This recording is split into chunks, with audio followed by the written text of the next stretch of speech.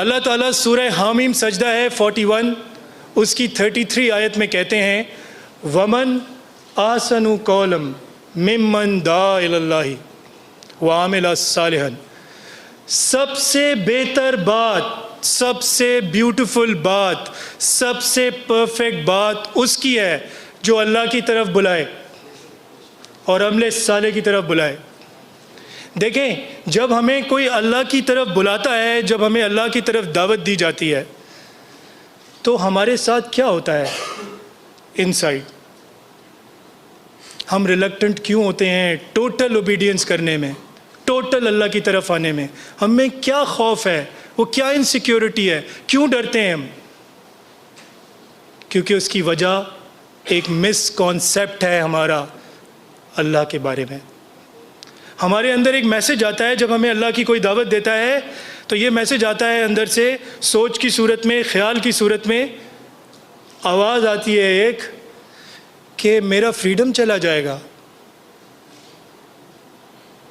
آواز آتی ہے مجھے ڈسپلن ہونا پڑے گا، مجھے آرگنائز ہونا پڑے گا، مجھے اپنے آپ کو چینج کرنا پڑے گا، اپنی عادتیں بدلنی پڑیں گی،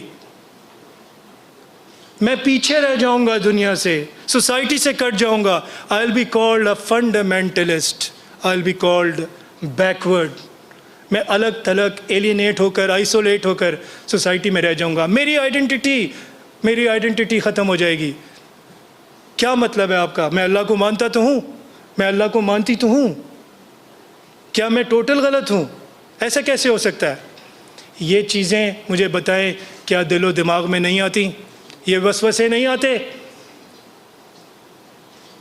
اس کی وجہ جو مس کانسیپٹ ہے وہ یہ ہے کہ آج ہمیں ہمارے ملک میں اور دنیا میں دو طرح کے لوگ نظر آ رہے ہیں، دو طرح کے۔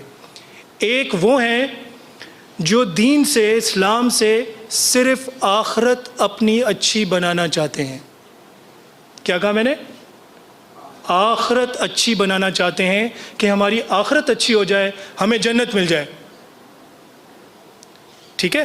اور دنیا سے کٹ جاتے ہیں، اس لیے وہ ایگزامپل نہیں رہتے سوسائٹی کے لیے، دنیا کے لیے۔ آنیسٹ لوگ ہوتے ہیں، نیک لوگ ہوتے ہیں۔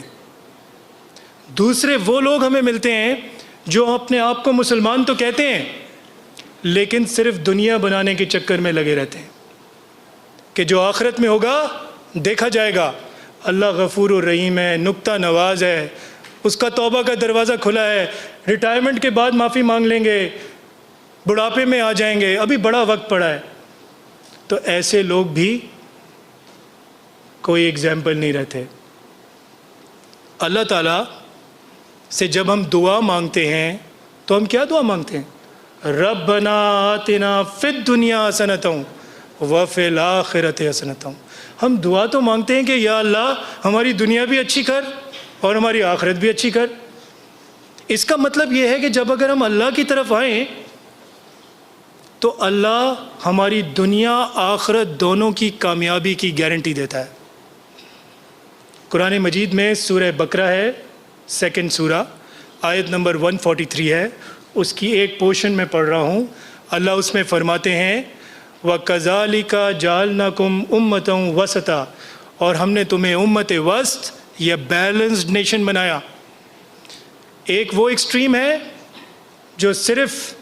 جو دنیا کو چھوڑ کر صرف آخرت بنا رہی ہے، دوسری وہ ایکسٹریم ہے جو صرف دنیا بنانے کے چکر میں لگی ہے۔ اللہ تعالیٰ کا مقصد یہ ہے کہ ہمیں دنیا آخرت دونوں میں ایک ایگزامپل، ایک مثال بنائے، کیونکہ ہم میں سے کسی نے دنیا اور آخرت کو سامنے رکھ کر اپنی زندگی کی نہ پلاننگ کی، نہ اللہ کی طرف اس نیت سے رجوع کیا۔